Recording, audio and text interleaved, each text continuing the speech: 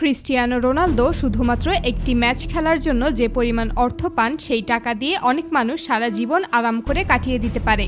সাম্প্রতিক সময় তার আয় এমন পর্যায়ে পৌঁছেছে যে দিনে তিনি কয়েক লাখ ডলারেরও বেশি আয় করেন। ক্রিস্টিয়ানো রোনালদোর ইনস্টাগ্রাম ফলোয়ার সংখ্যা 600 মিলিয়নেরও বেশি। বিভিন্ন গবেষণা প্রতিষ্ঠানের তথ্য অনুযায়ী তার একটি ইনস্টাগ্রাম পোস্ট থেকেই অর্ধ কোটি টাকারও বেশি আয় হয়ে থাকে। তিনি যেভাবে জীবনযাপন করেন অনেক দেশের প্রেসিডেন্টরাও সেভাবে জীবনযাপন করতে পারেন না। সবথেকে অবাক করার বিষয় হলো এত টাকা আয় করার পর তিনি কিভাবে সেই অর্থ খরচ করেন। রোনালদোর বিভিন্ন দেশে একাধিক বিলাসবহুল বাড়ি রয়েছে। পর্তুগালের রাজধানী লিসবনে তার একটি অত্যন্ত ব্যয়বহুল বাড়ি রয়েছে, যেটিকে পর্তুগালের সবচেয়ে দামি ব্যক্তিগত বাড়িগুলোর একটি বলা হয়।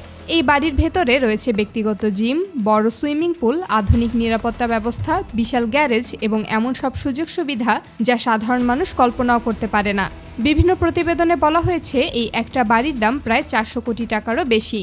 রোনালদো যেখানে যান সেখানে প্রশিক্ষিত নিরাপত্তা কর্মীরা তার সঙ্গে থাকেন। তার পরিবার, সন্তান এবং ব্যক্তিগত সম্পদের নিরাপত্তার জন্য বিশাল প্রশিক্ষিত টিম রয়েছে। শুধুমাত্র তার এই নিরাপত্তা টিমের পেছনেই ব্যয় হয় প্রতি মাসে প্রায় কয়েক কোটি টাকারও বেশি। রোনালদোর কাছে একটি বিলাসবহুল প্রাইভেট জেট রয়েছে। এটা একটা অত্যাধুনিক গালফস্ট্রিম G650 ব্যক্তিগত জেট। বিভিন্ন প্রতিবেদনে এই বিমানের মূল্য প্রায় 70 থেকে 75 মিলিয়ন ডলারের মধ্যে বলা হয়েছে। এই বিমানে এমন সব সুবিধা রয়েছে যা অনেক 5 তারকা হোটেলেও দেখা যায় না। ভেতরে রয়েছে আরামদায়ক বসার জায়গা, বিশ্রাম নেওয়ার জন্য আলাদা কক্ষ, উন্নত যোগাযোগ ব্যবস্থা এবং দীর্ঘ দূরত্বের ভ্রমণের জন্য বিশেষ সুবিধা। পৃথিবীর এক প্রান্ত থেকে আরেক প্রান্তে যাওয়ার সময় তিনি বিমানবন্দরের দীর্ঘ লাইনে দাঁড়ান না। নিজের সময় বাঁচাতে সরাসরি ব্যক্তিগত জেটে চড়ে গন্তব্যে পৌঁছে যান। রোনালদোর গ্যারেজে রয়েছে বিশ্বের সবচেয়ে বিরল এবং ব্যয়বহুল কিছু গাড়ি। তার সংগ্রহে রয়েছে বুগাটি, রোলস রয়েস, ফেরারি, ল্যাম্বরগিনি, ম্যাকলারেন এবং আরও অনেক বিলাসবহুল ব্র্যান্ডের গাড়ি। বিশেষ করে তার বুগাটি সেন্টো ডিএসি বিশ্বের সবচেয়ে বিরল গাড়িগুলোর একটি। মূলত এই ধরনের গাড়ি কিছু নির্দিষ্ট ব্যক্তিদের জন্য তৈরি করে থাকেন। এই ধরনের গাড়ির মূল্য সাধারণত কয়েক শত কোটি টাকা ছাড়িয়ে যায়। রোনালদো প্রায় এমন সব বিলাসবহুল ঘড়ি পরেন যেগুলোর দাম শুনলেই অনেকে অবাক হয়ে যান। তার কাছে এমন কিছু ঘড়ি রয়েছে যে একটা ঘড়ির দামে 3টা প্লেন কিনে ফেলা সম্ভব। তার সংগ্রহে থাকা কিছু ঘড়ির দাম কয়েক লাখ ডলার থেকে শুরু করে 100 মিলিয়ন ডলারেরও বেশি বলে বিভিন্ন প্রতিবেদনে উল্লেখ করা হয়েছে। হীরা বসানো বিশেষ সংস্করণের কিছু ঘড়ি রয়েছে যেগুলো বিশ্বের অল্প কয়েকজন মানুষের কাছেই দেখা যায়। জানলে অবাক হবেন, শুধুমাত্র তার একটা ঘড়ির দাম দিয়েই একটা ছোট দ্বীপ কিনে ফেলা সম্ভব। তবে সবথেকে আশ্চর্যের ব্যাপার হলো রোনালদো নিজের শরীরের যত্ন নেওয়ার জন্য বিপুল পরিমাণ অর্থ ব্যয় করেন। তিনি বিশ্বের সেরা পুষ্টিবিদ, ফিটনেস বিশেষজ্ঞ এবং স্বাস্থ্য বিশেষজ্ঞদের সঙ্গে কাজ করেন। প্রতিদিনের খাবার থেকে শুরু করে ঘুমের সময় পর্যন্ত সবকিছু পরিকল্পনা করে করা হয়, কারণ তিনি বিশ্বাস করেন তার শরীরই তার সবচেয়ে বড় সম্পদ। এ কারণেই 40-এর কাছাকাছি বয়সেও তিনি অনেক তরুণ খেলোয়াড়দের মতোই ফিট থাকতে পেরেছেন। রোনালদো সাধারণত বিশ্বের নামকরা ফ্যাশন ব্র্যান্ডগুলোর পোশাক ব্যবহার করেন।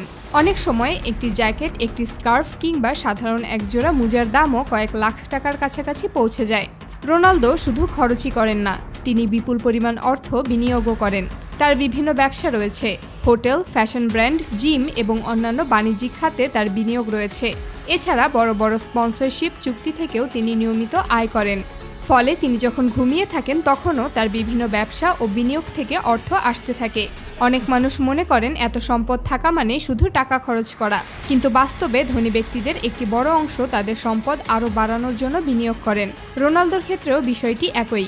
মূলত ক্রিস্টিয়ানো রোনালদো নিজেই জানেন না তার কাছে কত টাকা রয়েছে, কারণ এই ধরনের ব্যক্তিদের অর্থ প্রতি ঘন্টায় ঘন্টায় পরিবর্তিত হয়। সবকিছু মিলিয়ে ক্রিস্টিয়ানো রোনালদোর জীবনযাত্রা এমন এক পর্যায়ে পৌঁছেছে যা পৃথিবীর অধিকাংশ মানুষের কল্পনারও বাইরে। ব্যক্তিগত জেট, বিরল গাড়ির সংগ্রহ, বিলাসবহুল বাড়ি, দামি ঘড়ি, বিশ্বমানের নিরাপত্তা ব্যবস্থা এবং শত শত মিলিয়ন ডলারের ব্যবসায়িক সাম্রাজ্য, সব মিলিয়ে তিনি শুধু একজন ফুটবলার নন। আর এ কারণেই আজও বিশ্বের কোটি কোটি মানুষ শুধু তার খেলা নয়, তার জীবনযাত্রা সম্পর্কেও জানতে আগ্রহী থাকে। কারণ রোনালদোর গল্প শুধু ফুটবলের গল্প নয়, এটি এমন একজন মানুষের গল্প যিনি মাঠের সাফল্যকে ব্যবহার করে বিশ্বের অন্যতম বড় ব্যক্তিগত ব্র্যান্ডে পরিণত হয়েছেন।